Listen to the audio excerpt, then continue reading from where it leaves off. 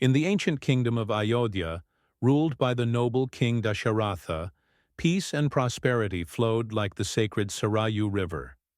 The king had grown old and desired to place his beloved son, Lord Rama, on the throne.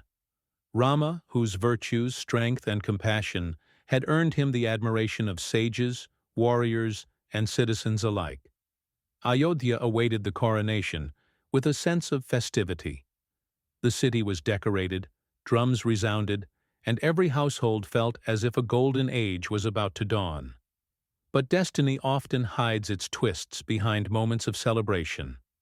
Among Dasharatha's three queens, Kausalya, Kaikeyi, and Sumitra, Kaikeyi was once the king's favorite. She was brave, righteous, and had stood by Dasharatha during battles, even saving his life on the battlefield. Grateful for her courage, Dasharatha had once granted her 2 boons, promising to fulfill them whenever she chose. Kaikeyi had never asked for anything until the fateful night before Rama's coronation. The chain of events began when Manthara, Kaikeyi's maidservant, returned to the palace and saw the entire city preparing for Rama's coronation. Manthara, filled with jealousy and cunning, feared Kaikeyi would lose her influence once Rama, the son of Kausalya, became king. Whispering venom into Kaikeyi's ears, she painted a picture of fear. She insisted that once Rama ascended the throne, Kaikeyi's position would weaken, and her own son, Bharata, would be pushed aside. At first, Kaikeyi refused to believe such negativity. Her bond with Rama was affectionate, and she adored him as dearly as her own son. Yet Manthara persisted, feeding suspicion drop by drop. Slowly, confusion clouded Kaikeyi's mind, then fear, and eventually she succumbed to Manthara's manipulations. She retreated into her Kopabhavan, the chamber of anger, lying on the floor and refusing to speak to anyone. When Dasharatha arrived to share the news of Rama's coronation with Kaikeyi, he was shocked to find her distraught. He begged her to reveal the cause of her distress. It was then that Kaikeyi reminded him of the 2 boons he had once promised. Dasharatha, bound by his word, agreed to fulfill whatever she asked, but his heart shattered when Kaikeyi demanded her wishes. First, she wanted Bharata to be crowned king. Second, she wanted Rama banished to the forest for 14 years. Dasharatha stood stunned, unable to comprehend how the woman who loved Rama so deeply could ask for such a thing. His heart trembled, his legs weakened, and sorrow engulfed him. He pleaded, argued, and even collapsed in despair, but Kaikeyi remained unmoved, blinded by Manthara's influence and her own fears. As Dasharatha wept, broken and helpless, Rama entered the chamber, ready to receive blessings for his coronation. Instead, he found his father trembling with grief. Kaikeyi revealed her demands, but Rama listened with unwavering calm.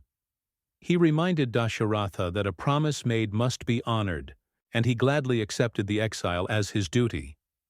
In his eyes, exile was not humiliation. It was an opportunity to uphold Dharma. Word spread swiftly, and Ayodhya plunged into sorrow.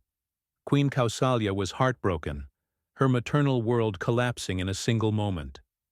She questioned fate, destiny, and the injustice cast upon her son. Yet Rama comforted her with serenity, explaining that exile was not something forced upon him. He embraced it willingly, to protect the dignity of his father's word. Sita, hearing the news, insisted on accompanying Rama. She reminded him that a wife's place was beside her husband, sharing his hardships and joys. Despite Rama's reluctance, he eventually agreed, recognizing her unwavering devotion. Lakshmana, the ever-loyal brother, too refused to stay behind. His heart could not bear the thought of Rama facing the wild forests without protection, and he vowed to serve him for the entire period of exile.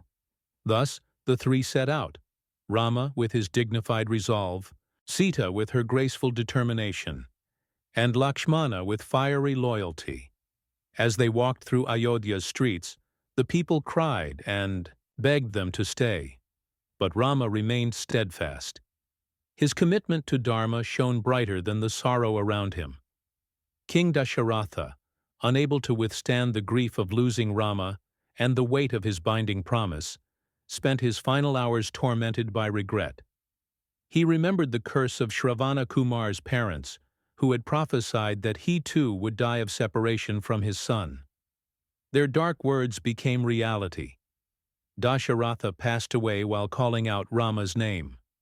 Meanwhile, far away, the three exiles crossed rivers, forests, hermitages, and mountains, embracing the life of ascetics. Rama's journey was not merely physical exile. It became the pathway to the defeat of Ravana, the restoration of Dharma, and the awakening of divine purpose. The exile was a turning point in cosmic design, setting the stage for the battle between good and evil that echoed through ages. Thus, the exile of Lord Rama began not as a punishment, but as a profound sacrifice, woven by destiny to reveal the divine greatness of the Prince of Ayodhya. His calm acceptance, Sita's devotion, Lakshmana's loyalty, and Dasharatha's tragic heartbreak together form one of the most moving and transformative episodes in the Ramayana. The exile was the beginning of an epic, an episode that would forever demonstrate that true greatness arises not from power or crown, but from upholding Dharma at any cost. If you enjoyed this story, don't forget to like, share, and subscribe to Mythology Medley. Click the bell icon for more such amazing mythological content.